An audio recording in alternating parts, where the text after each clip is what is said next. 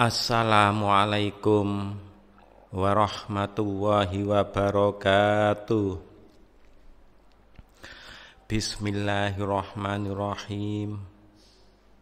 Alhamdulillahilladzi huwal ahad al-wahidu somadu yahdil rasyad alladzi lam yalid wa lam yulad walam yakullahu kufuwan ahad. Allahumma ya aliyu ya adim, sholli ala sayyidina Muhammadin di qatil adim wa ala alihi wa sahbihi wa barik wa salim wahdina wa bina siratal mustaqim. Amma ba'du. Hadratil mukarramin, para alim ulama, para bapak hadirin yang kami muliakan, dan tak lupa pula kepada pemirsa di rumah yang berbahagia. Marilah kita panjatkan puja puji syukur kehadirat Allah Subhanahu wa Ta'ala, yang mana pada malam hari ini kita dikaruniai taufik hidayah oleh Allah, bisa bertemu dalam rangka acara membahas di dalam pertengahan bulan Ramadan, sanjungan sholawat salam barokah yang setepat-tepatnya kepada junjungan kita baginda Nabi besar Muhammad sallallahu alaihi wasallam. Dan tundanya kami menghaturkan salam ikroman wa takdiman wa mahabbatan kepada para ahbabillah, para sultan aulia min awalihim ila akhirihim, khususan hadrati ghosi hadza zaman wa a'wanihi wa sari awliya ilah radhiyallahu ta'ala anhum. Semoga apa yang kami sebut di atas tadi, khususnya beliau baginda Nabi besar Muhammad sallallahu alaihi wasallam, mencurahkan syafaat tarbiyahnya kepada kita sekalian, sehingga pada malam hari ini kita benar-benar mendapat ridho dari Allah Subhanahu wa Ta'ala dan membuahkan manfaat masalah fid dini wad dunya wal akhirah. Amin ya rabbal alamin.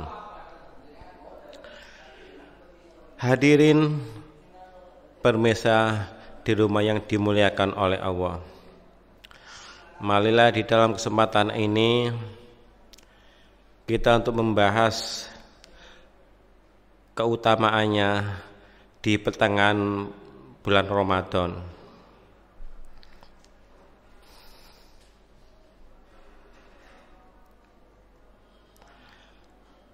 Allah Subhanahu wa Ta'ala menurunkan malam yang lebih baik dari 1000 malam yang kita sebut sebagai malam nuzul Quran, atau tepatnya turunnya Al-Quran, yaitu pada tanggal 17 Ramadan. Hadirin pemirsa yang dimuliakan oleh Allah, Al-Quran itu adalah hudal linnas, petunjuk bagi kita sebagai manusia. Maka orang yang baik di sisi Allah Subhanahu wa Ta'ala adalah orang yang selalu mengikuti petunjuk-petunjuk Allah di dalam Al-Quran. Sebagaimana di dalam Al-Quran surat Al-Baqarah ayat 185 dikatakan, Sahru Ramadan alladzi unzila fihil Qur'anu wa hudal linnasi wa bayyinatil minal huda wal furqan. Bulan Ramadan adalah bulan diturunkannya Al-Quran sebagai petunjuk bagi manusia dan penjelasan-penjelasan yang berupa petunjuk dan pemisah antara hak dan batil. Hadirin yang dimuliakan oleh Allah Subhanahu wa taala. Ada satu petunjuk Allah yang apabila kita mau mengikutinya, kita akan menjadi orang yang kita mau mengikutinya.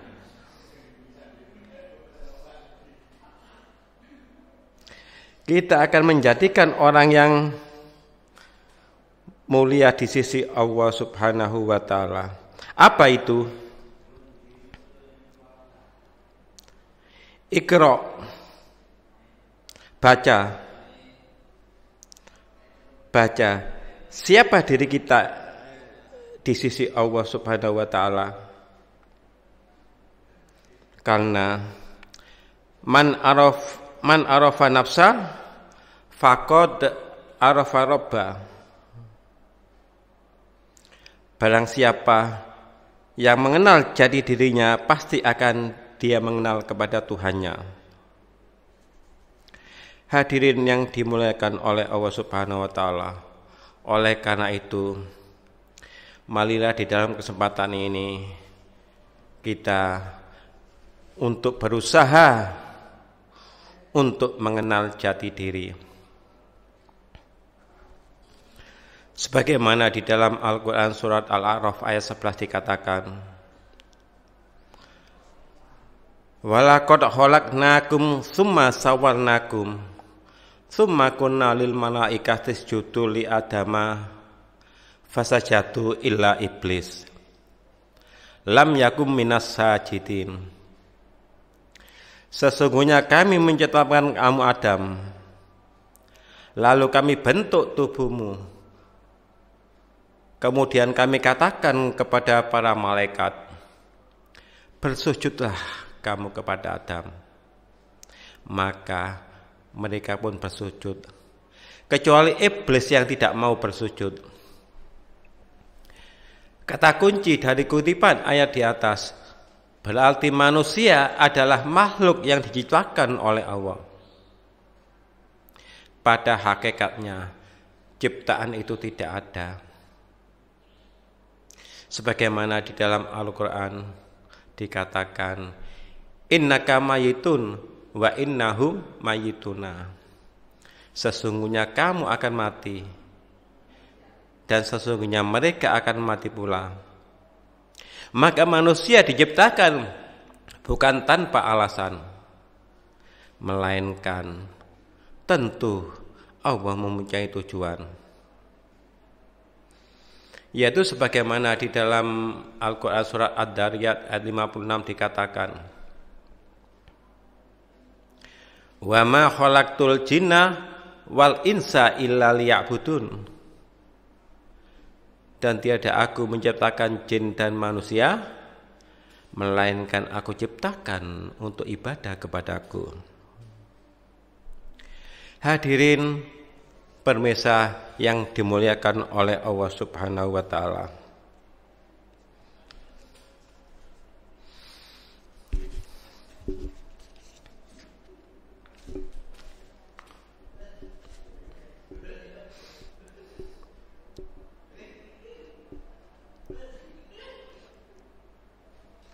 Hadirin yang dimuliakan oleh Allah Subhanahu wa taala.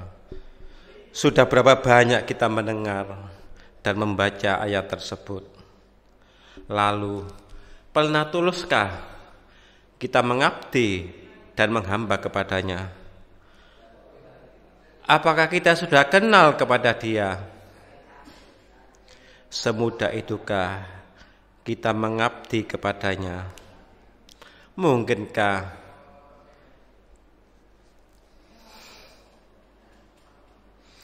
yang tidak ada bisa mengenal yang ada? Jawabnya, mustahil para hadirin.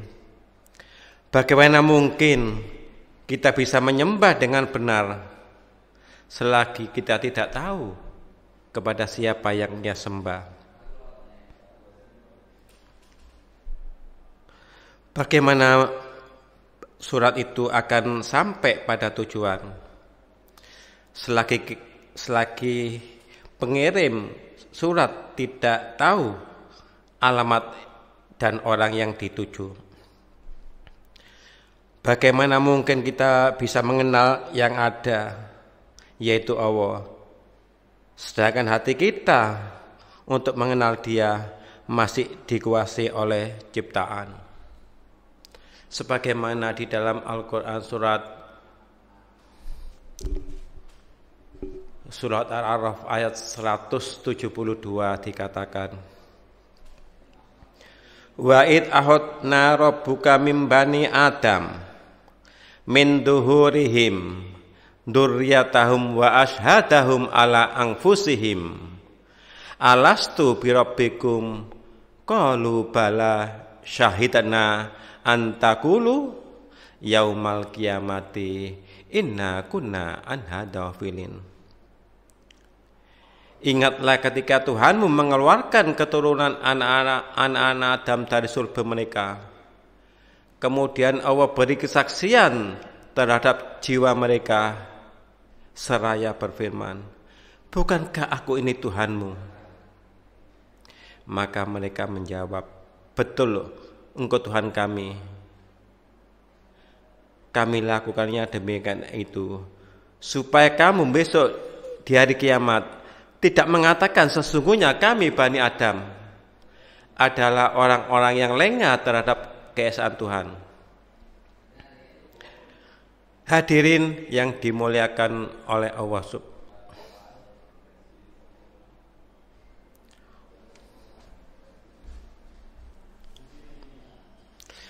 sebaik-baik, maka mutlak manusia harus kembali kepada porsinya, yaitu ma'rifat atau mengenal dengan seyakin-yakinnya. Sebagaimana di dalam kitab Zubat yang disampaikan oleh Syekh Ibnu Rushd dikatakan, awwalu wajibin alal insani ma'rifatul ilahi bistiqoni. Awal kewajiban seseorang adalah untuk ma'rifat kepada Allah dan dengan mengenal seyakin-yakinnya. Hadirin pemirsa di rumah yang dimuliakan oleh Allah, berarti makrifat sendiri itu hukumnya wajib fardu ain. Mengapa makrifat sendiri itu wajib? Alasan yang pertama yaitu wa ma khalaqtul jinna wal insa illa liya'budun. Dan tiada aku menciptakan jin dan manusia melainkan aku ciptakan untuk ibadah kepadaku. Surat Ad-Dariyat ayat 56. Sedangkan alasan yang kedua yaitu wa ma umiru illa liya'budu waha mukhlishina lahuddin hunafa'a wa yuqimus sholata wa yu'tuz zakata wa dzalika dinul qayyimah. Dan tidaklah aku menyuruh kecuali aku menyuruh beribadah untuk memurnikan ketaatan kepadanya dengan menjalankan agama yang lurus dan dengan mendirikan sholat dan menunaikan zakat, dan yang demikian itulah agama yang lurus. Hadirin pemirsa di rumah yang dimuliakan oleh Allah. Lalu makrifat sendiri itu apa? Makrifat hiya ilmul alim alladzi yakunu bimujabihi wa muqtada. Makrifat ialah ilmu seseorang yang diterapkan sesuai tuntunan ilmu tersebut. Bisa kita analogikan gula manis. Kita tahu kalau gula itu manis, apabila kalau kita sudah merasakan sendiri. Begitu pula ma'rifat kepada Allah Subhanahu wa ta'ala. Bibir mengucapkan Allahu Akbar, hati merasa kecil, rendah, dan gemetar. Sebagaimana di dalam Al-Quran, surat Al-Anfal ayat 2 dikatakan, Innamal mu'minuna alladzina idza dzukira wa huwa jilat qulubuhum wa idza tuliyat alaihim ayatuhu zadathum imanau wa ala rabbihim yatawakkalun. Dan sesungguhnya orang yang beriman ialah bila disebut nama Allah maka gemetarlah. Apabila dibacakan ayat-ayatnya maka bertambahlah iman mereka, karena dia termasuk orang-orang yang bertawakal kepada Allah. Hadirin pemirsa di rumah yang dimuliakan oleh Allah.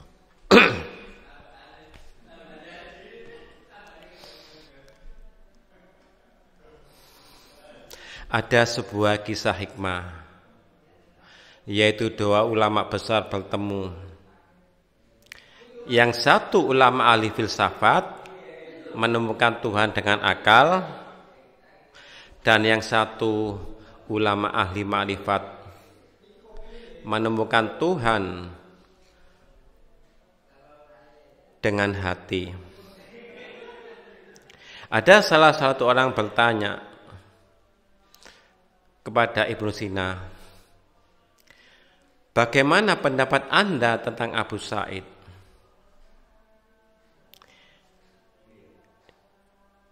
Ibnu Sina menjawab, semua yang dikatakan oleh Abu Sa'id, aku faham dan mengerti.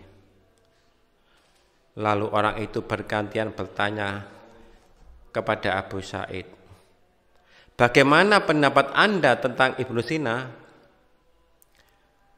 Abu Sa'id, semua yang dikatakan oleh Ibnu Sina, aku merasakan semuanya.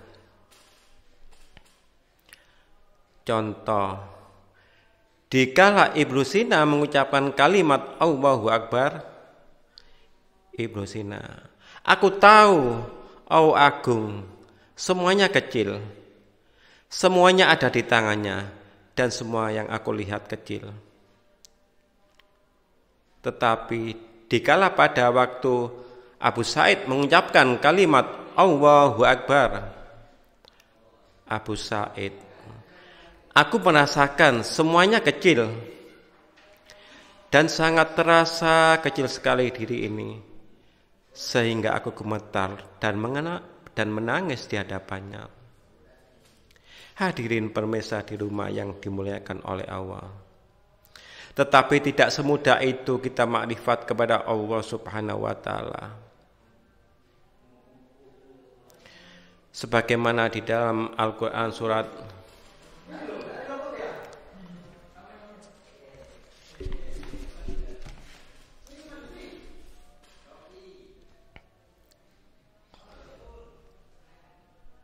sebagaimana di dalam Al-Quran surat Al-Ankabut ayat 2 dikatakan, ahasiban nasu ayyutraku ayakulu amana wahum la yuftanun. Apakah manusia itu mengira bahwa mereka dibiarkan saja mengatakan kami telah beriman sedang tidak diuji? Maka kita harus melewati ujian-ujian tersebut. Sedangkan yang kita hadapi ujian adalah dunia. Sebagaimana di dalam Al-Quran surat Muhammad ayat 36 dikatakan, innamal hayatad dunya laibun walahun wa in tu'minu wa tattaqu yu'tikum ujurakum wa la yas'alkum amwalakum. Sesungguhnya kehidupan dunia hanyalah permainan dan sendagura. Dan apabila kamu beriman dan bertakwa kepada Allah, maka Allah akan memberi pahala kepadamu. Dan dia akan meminta harta-hartamu. Dunia memang tempat ujian. Banyak orang yang tergelincir hanya karena dunia. Sudah banyak sejarah kelam yang telah tercatat di dalam buku hitam bentitakan darah. Apabila manusia itu mencari kebutuhan dunia, tidak mencari tujuan hidup, dalam arti hidupnya dia tidak menjalankan perintah Allah atau ibadah, yaitu lillah, maka pasti hidupnya akan sia-sia belaka, tiada manfaat. Oleh karenanya, ad-dunya sijnul mukminin, dunia adalah penjara bagi orang-orang yang beriman. Tetapi mengapa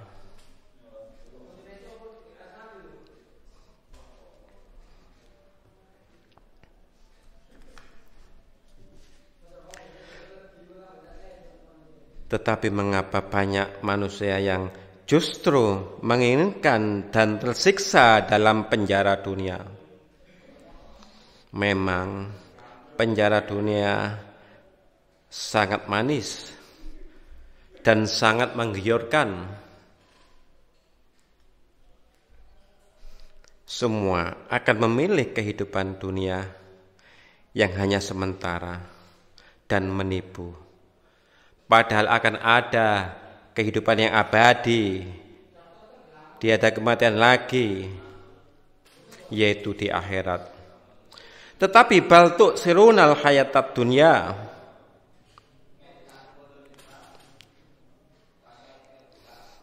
orang-orang kafir memilih kehidupan dunia. Ingat, banyak orang yang jatuh hanya karena harta, tahta, wanita. Sekali lagi, itu adalah kehidupan penjara dunia. Tetapi mengapa kita tidak cepat-cepat lari atau tidak cepat-cepat keluar dari penjara kehidupan dunia? Silakan kita kaya, semua kita miliki, tetapi tidak lama lagi pasti akan kita tinggalkan. Bahkan dunia yang kita bangga-banggakan akan menjadi musuh di dalam kehidupan yang hakiki, yaitu di akhirat. Maka kuasai dunia, tetapi ingat, untuk kita jadikan bekal ibadah kepada Allah Subhanahu wa Ta'ala. Hadirin pemirsa di rumah yang dimuliakan oleh Allah. Oleh karena itu, di dalam pertengahan bulan Ramadan ini, kita harus berusaha untuk meningkatkan takwa kita kepada Allah Subhanahu wa Ta'ala dengan menjalankan kebaikan-kebaikan. Oleh karena itu,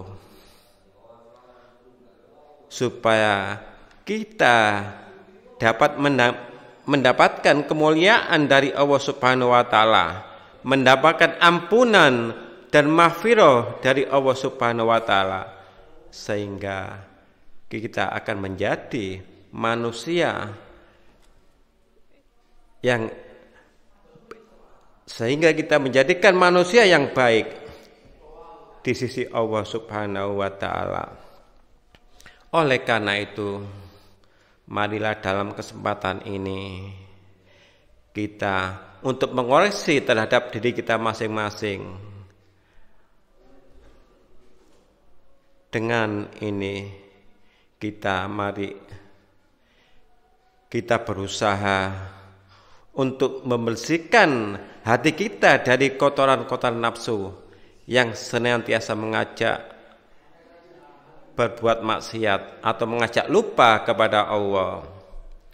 Oleh karena itu, marilah kita di dalam kesempatan ini, di dalam bulan Ramadan ini, kita untuk perbanyak membaca Al-Quran, istighfar, dan sholawat kepada baginda Nabi besar Muhammad SAW.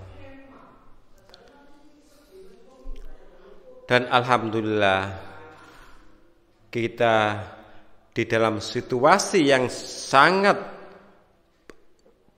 besar ujian-ujian ini, kita dapat mendapatkan amalan sholat wahidiyah dari Allah Subhanahu wa Ta'ala yang dilewatkan oleh beliau Romo Kiai Haji Said Abdul Majid Ma'ruf Qaddasallahu sirra wa radhiyallahu ta'ala anhum, dengan diamalkan dan disiarkan kepada keluarga kita, kepada tetangga kita, dan kepada umat masyarakat jamil alamin, sehingga saudara-saudara kita umat masyarakat bisa sadar kembali kepada Allah, fafiru ilallah wa rasulihi sallallahu alaihi wasallam. Oleh karena itu, mari di dalam kesempatan ini kita untuk membaca sholawat, yaitu sholawat wahidiyah. Oleh karena itu, sholawat wahidiyah tujuannya adalah untuk membersihkan hati dan ma'rifat billah.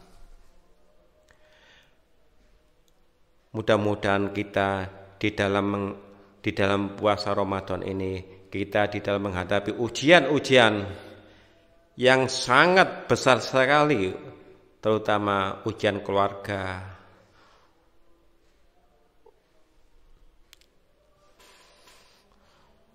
ujian masalah ekonomi, ujian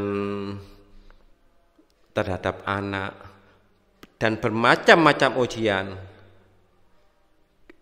Kita supaya diberi kekuatan, mari dengan merintih di hadapan Allah Subhanahu wa Ta'ala, dengan kita tata atap kita, atap lahir maupun atap batin, dengan kita jiwai lillah billah li rasul bi rasul lil hos bil hos, dengan merasa istidhar, merasa benar-benar di hadapan beliau Rasulullah sallallahu alaihi wasallam.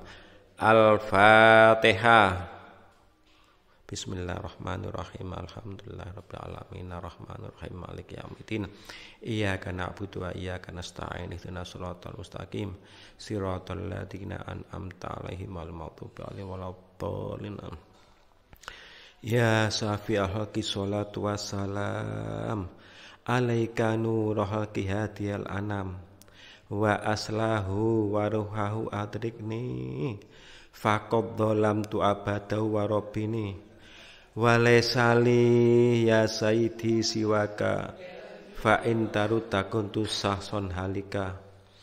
Ya sayyidi ya Rasulullah, ya sayyidi ya Rasulullah, ya sayyidi ya Rasulullah, ya ayyuhal ghasu salamullah alaika rabbini biidnillah wandur ilayya sayyidi binadrah musilatin lil hadratil aliyah.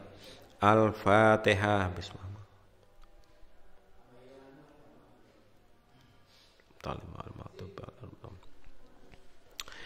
Demikianlah apa yang kami sampaikan.